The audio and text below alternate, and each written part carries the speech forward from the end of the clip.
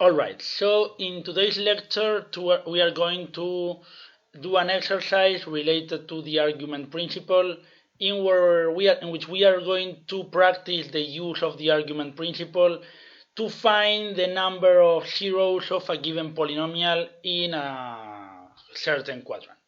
We are given this polynomial, the polynomial set to the 8 plus 3 set to the cube plus 7 set plus 5, and we are asked about the number of zeros of this polynomial in the first quadrant. Okay, this is a polynomial, so this is an entire function, so it's holomorphic on the whole plane. That's the definition of entire function, and in particular it is meromorphic on the whole plane, and it doesn't have any pole. So the argument principle tells us that if we have a given closed path, then the number of zeros of the polynomial counted according to their multiplicity it encloses is exactly the number of terms that the image of the path, the image by the polynomial, takes around 0. Okay, so the idea, actually that's the number of zeros minus the number of poles, but because this has no poles, this will be the number of zeros. Okay, so the idea is to construct a path with which we count exactly the number of zeros in the first quadrant. So the idea will be to construct a path like this. We will go along the positive real axis, then we will go to the positive imaginary axis through a semicircumference, and then we will go back to the origin through the imaginary axis. If we take a path like this, then because the number of zeros that the polynomial has is very large, is finite, if we take r very large, then we will be enclosing all the zeros that the polynomial has in the first quadrant. And then with a path like this, we will enclose all the zeros in the first quadrant, so the image of a path like this, if we count the number of points, of turns of the image around the origin, then we will be counting the number of zeros according to multiplicity. Alright, so that's the idea. But in order to use a path like this, we first need to be sure that we are not stepping on any zero of the polynomial on the support of the path. So we have to be sure that there are no zeros of the polynomial on this part of the path and on this part of the path. So let's first make sure of that. We take the polynomial, we evaluate the polynomial at positive real numbers, and we realize that if we evaluate at positive real numbers, then because all the coefficients of the polynomials are positive real numbers, when x is positive and real, this is positive and real, this is positive and real, this is positive and real, plus 5, which is strictly positive. So this is real and larger than or equal to 5. So it's strictly greater than 0. And we know that when x is real, when we have a positive real number, its image is a positive real number. Actually, a real number larger than 5. So it's not 0. On the other hand, if we have an imaginary number, if we have a number of the form I times y with y a real number, we evaluate the polynomial at I times y, and after we evaluate, we get that for any real y, the image of iy is a complex number which has real part y to the 8 plus 5 plus y times minus 3y squared plus 7. So if we look at the real part of the image of iy by the polynomial, this real part is larger than or equal to 5, so it's strictly larger than 0. So in particular, the image of iy never vanishes for any real y. So the image of the imaginary axis is for any point in this axis a complex number which has real part larger than 5. We haven't studied this in more detail, we will, but later. For now, what I care about is that this is a complex number with real part larger than 5, so the image of the imaginary axis, I don't know how it looks like, but I know that this is a complex number with real part larger than 5, so in particular it's never 0. Okay, so now I know that I have no 0 on the positive real axis, I have no 0 on the positive imaginary axis, and then if I take a radius large enough to go from capital R to capital R times Y through an arc of circumference, I can construct a closed path, and if R is large enough so that all the zeros on the first quadrant are enclosed by this path, then this part is not stepping on any zero either. So I take these three paths. The first one, the one I denoted gamma 1R, is mapping each t from 0 to R to itself.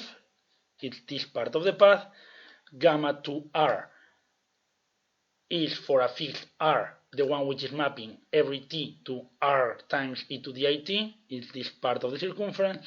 And gamma 3R is the one which is mapping t to it with t from 0 to capital R, so it's the one which goes from the origin to R times Y. And I'm considering the path gamma 1R union gamma 2R union the opposite of gamma 3R, so that I go from R times I to the origin. And as I said at the beginning, by the argument principle, this path is not stepping on any zero if R is large enough, so the number of zeros counted according to multiplicity I enclose here is exactly equal to the number of turns the image takes around the origin. And that's what I'm going to count. Also notice the following. After capital R encloses all the zeros here, the number of zeros is not going to change. So I can take the winding number for a fixed R here, or I can take the limit as capital R tends to infinity, because after some R0, after some moment that R is large enough and this path encloses all the zeros in the first quadrant, this number of turns is not going to change, because it is exactly that number of zeros. Okay, so I will work at the same time studying the limit and maybe fixing R large enough. Okay, for now, let's fix R large enough. And then we want to look at how much a continuous argument along the composition of P with gamma R, how much a continuous argument along that varies. And the variation of a continuous argument is going to be the same as the sum of the variations of three continuous arguments, one along the image of the first part of the path, another one along the image of the second part of the path, and a third one along the image of the third part of the path. Okay, we want to see how much a continuous argument varies. So we see how much it varies along the image of one part, how much it varies along the image of the second part, and how much it varies along the image of the third part. And that total variation has to be an integer multiple of 2 pi, because it is a closed path, and the image of this path gamma R will start and end at the same point. Okay, so that's what we do here. We denote by h1r a continuous argument along the image of the first path, h2 capital R the variation of a continuous argument along the image of the second path, and h3r a continuous argument along the image of the third path. Here I haven't changed the sign of gamma 3r, and that's why when I say that the this winding number is the sum of the variation, I put a minus sign here to count the variation of the argument along the image of gamma 3r, because we are actually taking in our path capital gamma r the opposite of gamma 3r. Okay, so we are going to see how much those arguments vary. First, we look at the first part of the path. We look at gamma 1r. We look at this part of the path. For each t between 0 and capital R, gamma 1r maps it to itself. So we are here. And now we look at the image by p. And we have seen that for any positive real number, that's where we are living here, for any positive real number, the image by p is a positive real number. So the image by p is some point here. We have actually seen that it's a positive real number larger than or equal to 5. And if we look closer, the origin goes to 5. So this first part of the path is mapped to something in the positive real axis which starts at 5 and ends at p of r, wherever that is. So the image of the path moves in here. I don't know where that is, I'm not looking at the modulus, but I care about the argument.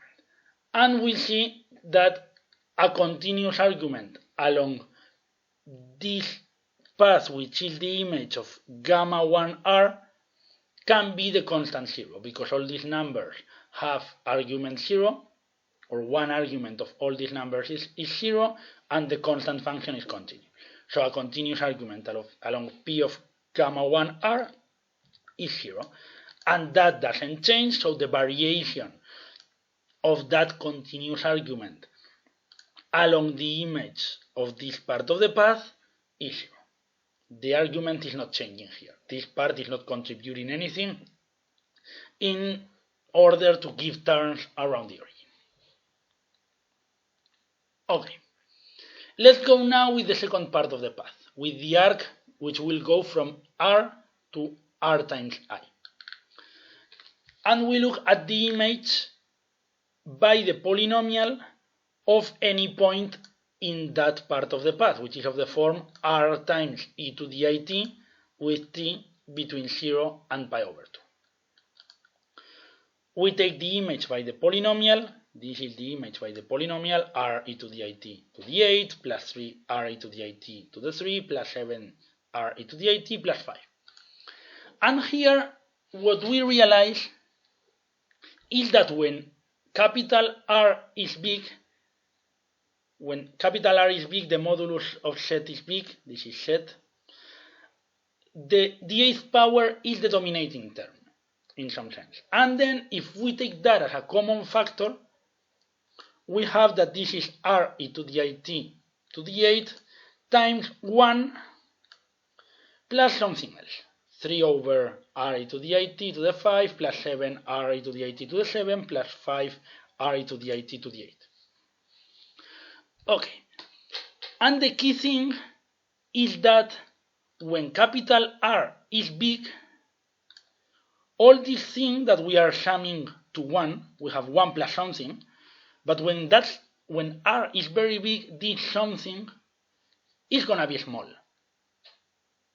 Of course, how small it is will depend, small in some sense, in modulus, how small that is going to depend on the value of t.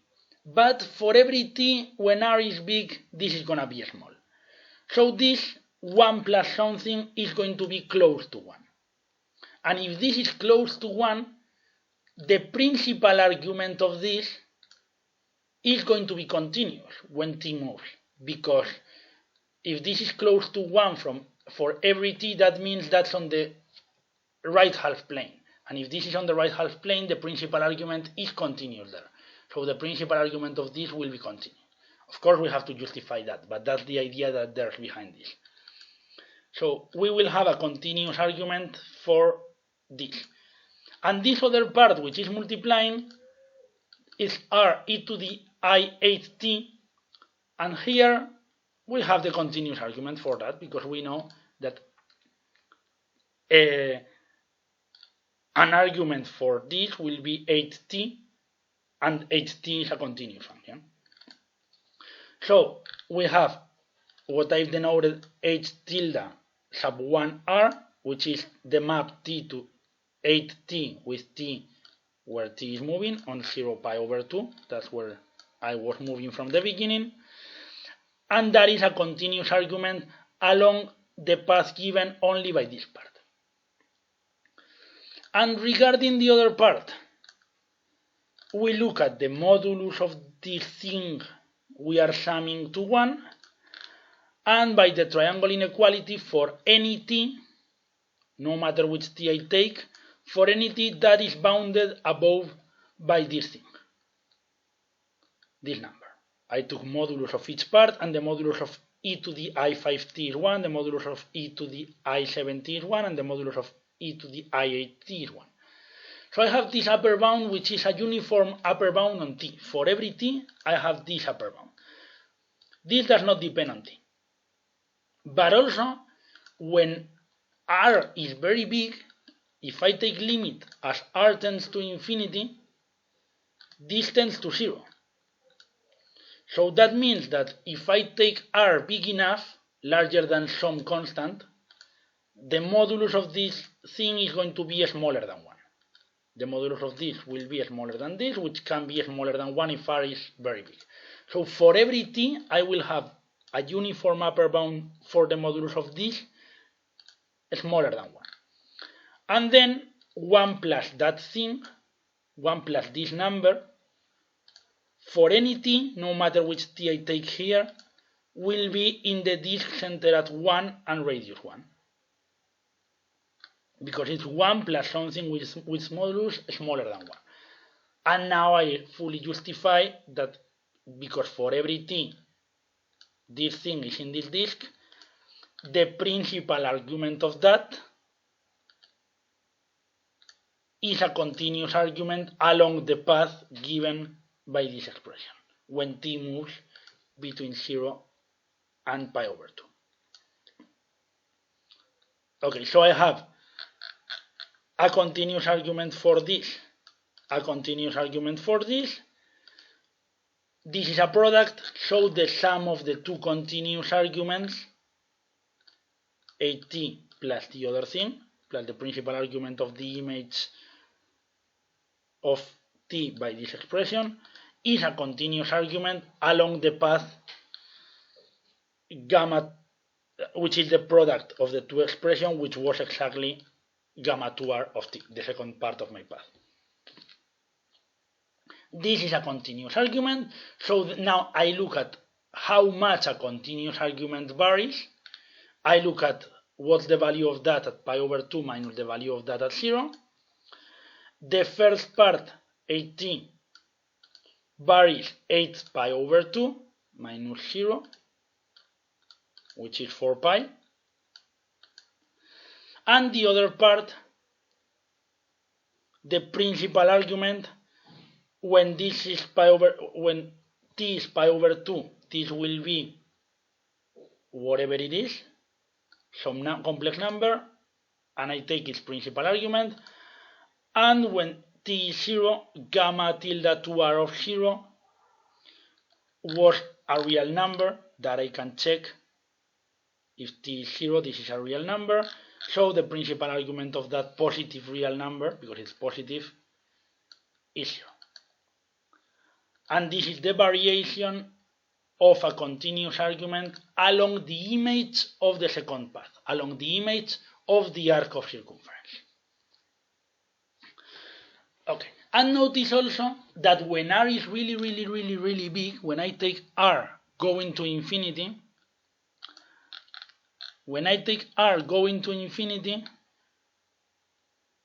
at t fixed like pi over 2, this is a fixed number, this is a fixed number, this is a fixed number, all these tend to 0, and the whole expression tends to 1. So the principal argument of gamma tilde 2r of pi over 2 will be 0. So when r is really big, this is 4 pi plus something which is almost 0. Okay, so what is this telling me? This tells me that this part of the path, its image, started at some positive real number. I knew that because I came from the positive real axis, which was mapped to the positive real axis. When I go along this path, this arc of circumference, and I take its image, I take almost 2 turns around the origin. So the end point of this path is very close to the positive real axis because I gave a turn of almost 4 pi, which is almost 2 turns. I don't know where for fixed big R this is in the lower half plane or in the upper half plane, but what I know is that it is very close to the positive real axis because of the almost 2 turns. We'll study later where this is, but I know that I gave almost 2 turns here. But going through the image of this arc of circumference. Okay, and this is what this picture is reflecting. This is not reflecting the modulus or the shape of the path. I only studied that I gave almost 2 turns, but the path could do something like this, and something like this, go back, go forward again, but in the end it's almost 2 turns. And I'm not caring about modulus or only about how much a continuous argument varies. Okay, let's see where this point now. Where is this point and what happens when I go from this point to the origin. Now I look at the image of the points of the form IY. The points in the imaginary axis. I have seen what those look like at the beginning, and I'm going to study the real part and the imaginary part of this number. I'm going to study the signs of the real part and the imaginary part to know for each y on which quadrant I am. Because if I know both signs, real and imaginary, I will know on which quadrant I am. I know now that this path goes from some point close to here to the image of the origin, which is 5. I want to know on which quadrant I am to know whether I go taking a turn around the origin or taking a turn clockwise around the origin or not taking any turn. Okay, so I factor real part and imaginary part in R, and now I see that the sign of the real part is always positive, that I had realized at the beginning of the exercise. And if I look at the image of the imaginary part, I see that there is a change of sign at square root of 7 over 3 and at minus square root of 7 over 3. The sign of the imaginary part is negative when r is larger than square root of 7 over 3, positive when y is between 0 and square root of 7 over 3, negative here and positive here. Actually, because I'm only moving on the positive imaginary axis, I don't care about what's happening here, but anyway, that was easy to study.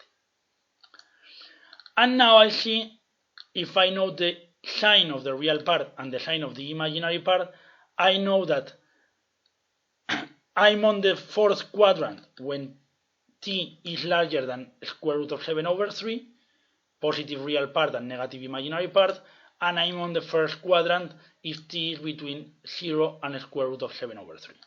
So when I move from this big R times I to the origin and I take the image, I'm moving from the fourth quadrant to the first quadrant, then to end up at 5. And the image of that imaginary part of the imaginary axis will be something like that. And now I know that when R was big, the point which was close to the positive real axis, which was R the image of Ri was actually on the fourth quadrant, so was below the imaginary axis. Again, this is only picturing what I know about the argument and the position in the quadrant, which gives me only information about turns around the origin, but the shape of the path doesn't have to be something like this. Okay, so in the end, when capital R tends to infinity, we know that the variation of a continuous argument will be 0, because if R is very big, this point is in the positive real axis. Everything is on the right half plane, so the principal argument is a continuous argument. The principal argument of these images is a continuous argument along this path,